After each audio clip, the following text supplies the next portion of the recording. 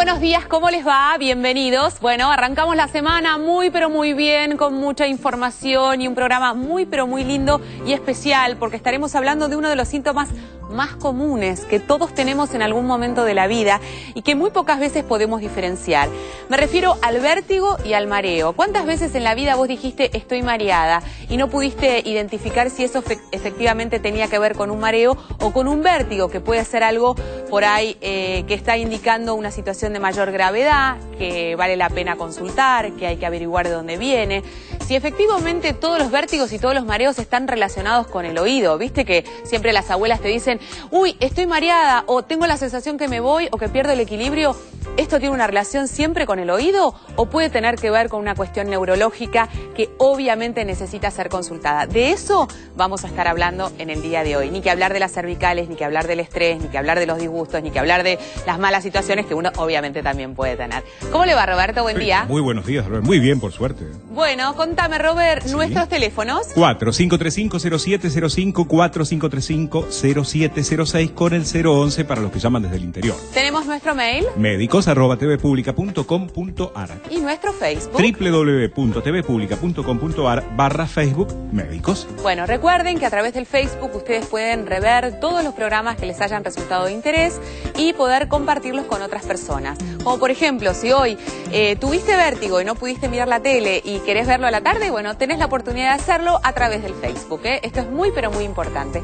Y ahora sí, información que compartimos, las pastillas del doctor. Consultorio virtual en la provincia de Buenos Aires. El Ministerio de Salud de la provincia de Buenos Aires puso en marcha un consultorio deportológico para que los aficionados a distintos deportes evacúen sus dudas médicas y reciban recomendaciones para el cuidado de su salud. Internación para obesos. La obesidad puede considerarse una intoxicación crónica con calorías. Su tratamiento vía internación facilita marcadamente el descenso de peso y el mantenimiento de los resultados. Bueno, dos cosas muy importantes. Una de ellas es que muchas veces lo dejamos de lado como si fuera menos importante, que tiene que ver con la relación de los cuidados de la salud y el deporte, que muchas veces no se realizan los correspondientes y se tienen disgustos, situaciones complicadas. Leíamos hace poco de un jugador de la B de España que tuvo un ataque cardíaco en pleno partido y que gracias a Dios pudo ser reanimado por el personal que estaba allí médico en la cancha, pero son situaciones que pasan, lamentablemente, mucho más seguido de lo que uno quisiera. Bueno, y pasan en los profesionales que supuestamente tienen amplios controles. Imaginémonos en personas como, digamos, simples mortales, llamémosle, que salimos a correr o que no hacemos el control adecuado. Esto es muy importante porque cuando uno empieza a hacer una actividad física, tiene que tomar ciertos recaudos vinculados a qué capacidad física tiene, si tiene una buena elongación muscular, si tiene un buen laboratorio, si no está anémico, si está anémico, y encima tiene que asesorarse en cómo hidratarse y cómo alimentarse para poder hacer actividad física. Porque a veces pasa, y más que ahora que viene el calor, que de repente salimos subhidratados o deshidratados a hacer ejercicio y hacemos un golpe de calor. Entonces es una cosa bastante complicada que tenemos que tener en cuenta. ¿No? Claro. El poder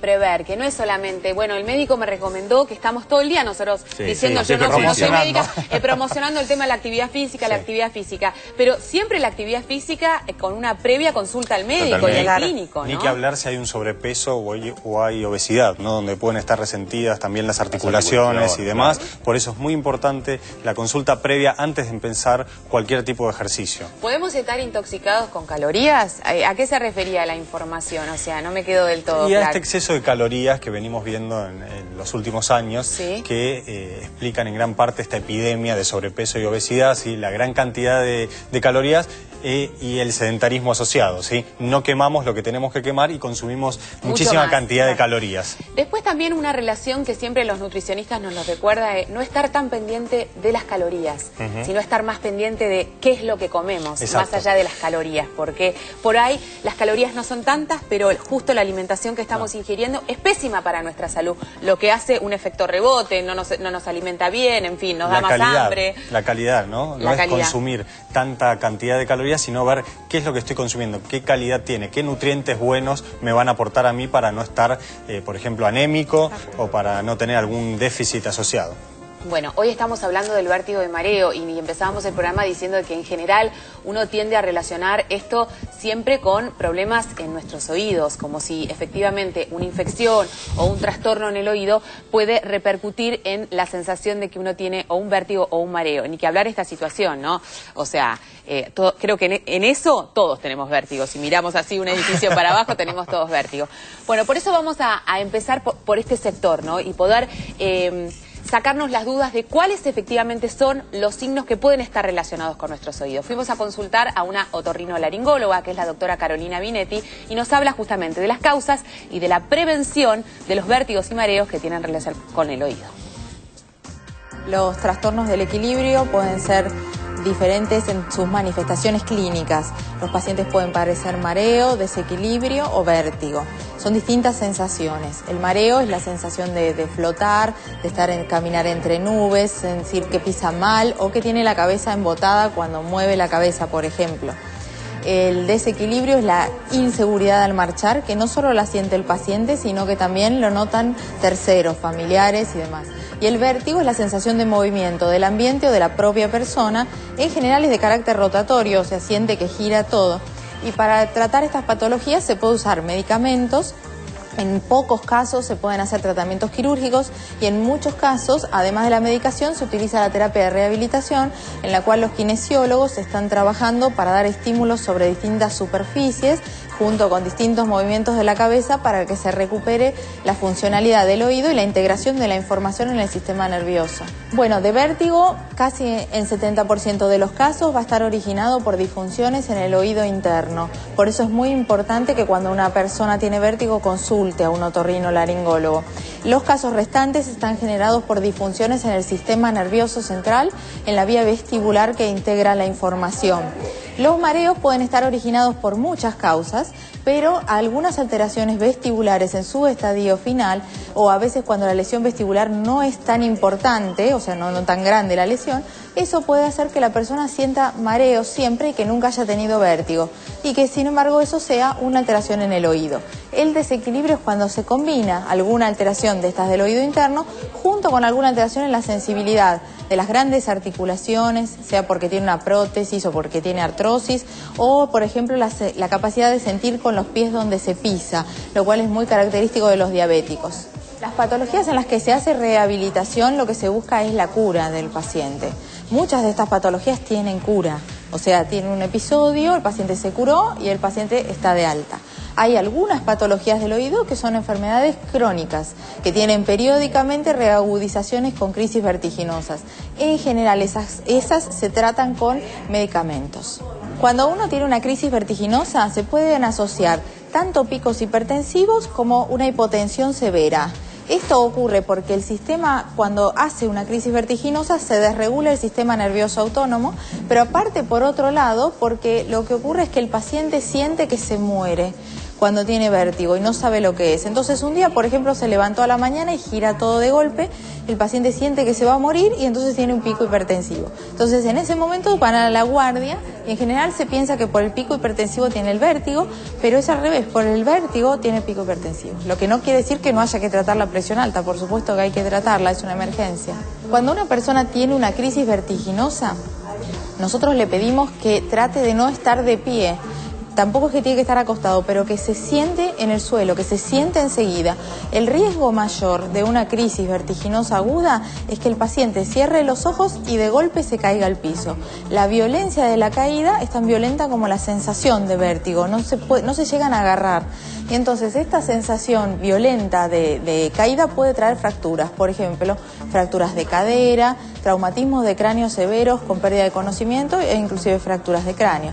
Entonces se le pide que deje los ojos abiertos, intente mirar un punto fijo, se siente en el piso y si está solo en la casa, que tiene que llamar a alguien, se tiene que movilizar sentado en el piso, no se tiene que parar y marchar.